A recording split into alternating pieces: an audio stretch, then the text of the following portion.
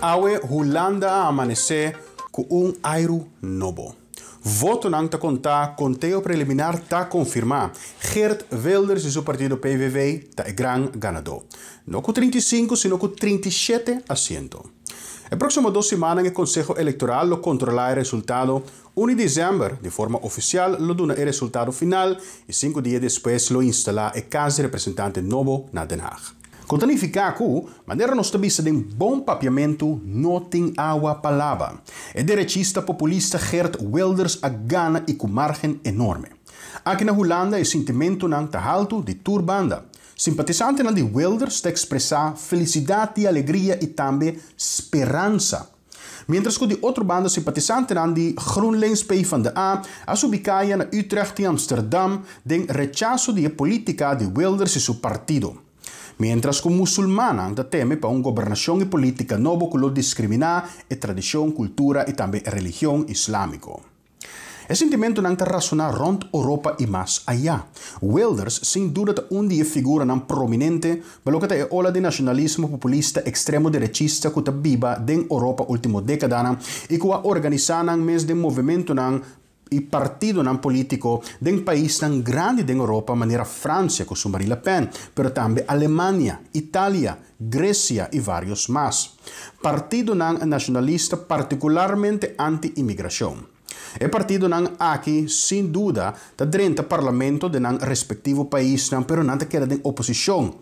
E sostém para rechts extremo não logra uma maioria. Of ja, teco agora na Holanda. Não uma maioria, mas sim é partido de mais grande.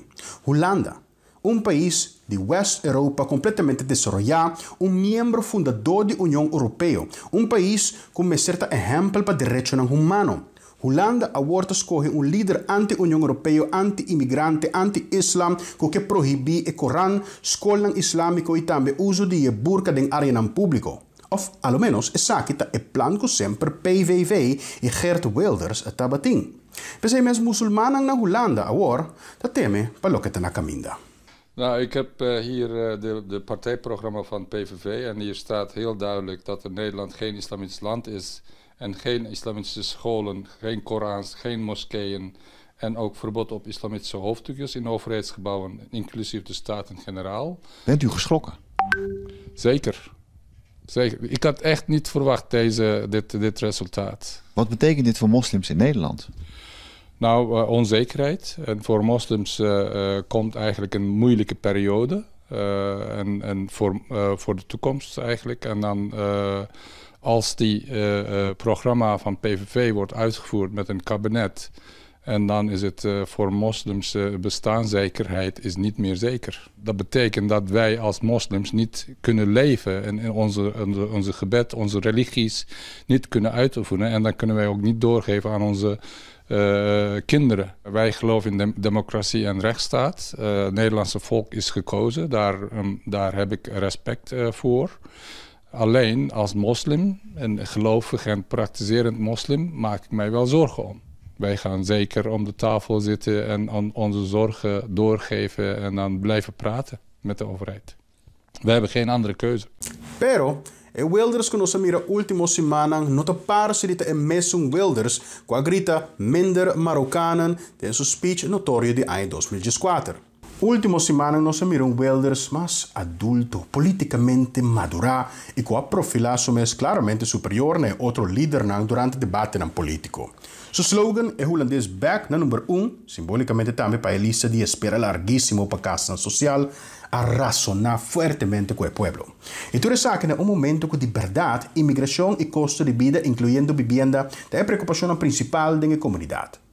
Se Wilders logra zona de uma maneira convincente, como se fosse com eta de pueblo e eta papi na nome de pueblo, no momento que outro político não está mostrar mais desconectado fora da realidade que a comunidade está vivendo de dia.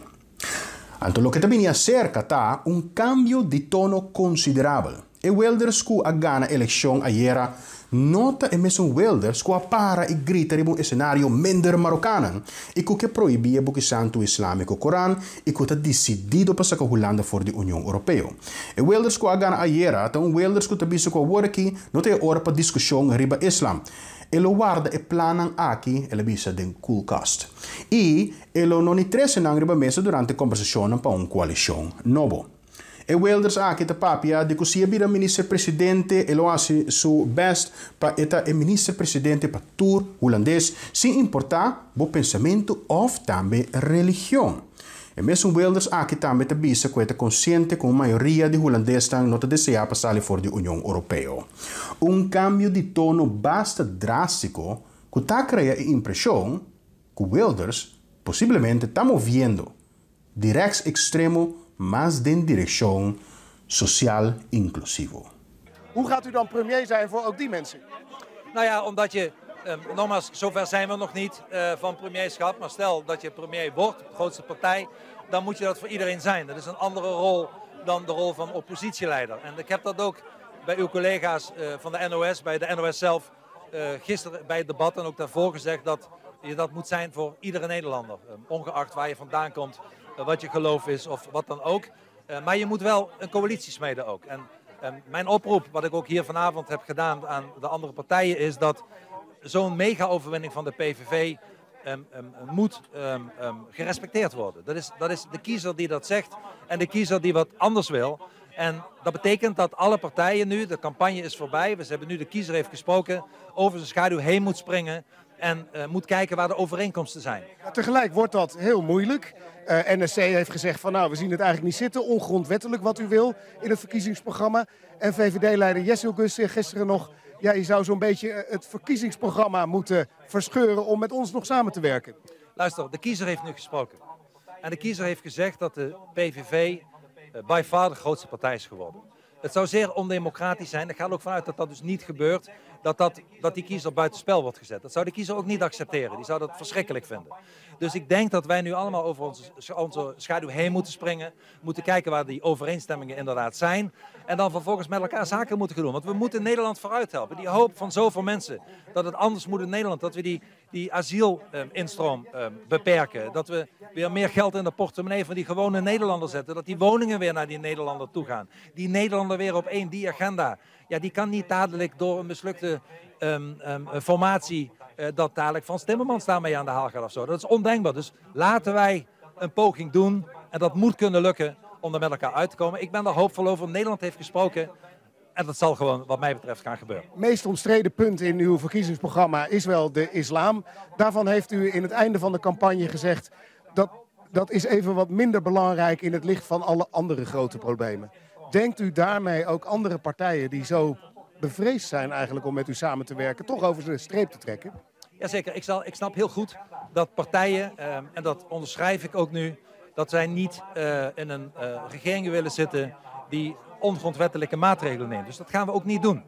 We gaan niet praten over moskeeën en Korans en islamitische scholen. We gaan praten over die agenda van hoop die Nederlanders nu massaal hebben gesteund. Namelijk ervoor zorgen dat die Nederlander weer op één komt te staan. Dat hij weer geld in zijn portemonnee krijgt. Dat hij weer... Wat betekent dat dan? Ook die grenzen dicht, wat u altijd zo hard heeft gezegd. Daar gaan we over onderhandelen. Ik heb het over een asielstop gehad. Ik heb gisteren nog bij het debat gezegd bij de NOS dat 95% van de mensen die komen over land, dat zijn migranten in plaats van vluchtelingen. Dat zijn geen zielige mensen. Die hadden al in 6, 7 landen al asiel kunnen aanvragen. Want dat zijn ook de regels eigenlijk. Dus daar kan je wat mee doen, ook binnen de regels. En als regels zouden moeten worden aangepast, dan moet je ook regels in Nederland en Europa kunnen aanpassen. Weet je, die regels zijn niet statisch. De wetten en ook de verdragen kunnen worden veranderd. Dus dit signaal wat die Nederlander nu massaal geeft, is een signaal wat iedere partij, of je nou hebt gewonnen of verloren, serieus moet nemen en waar je zaken mee moet doen. En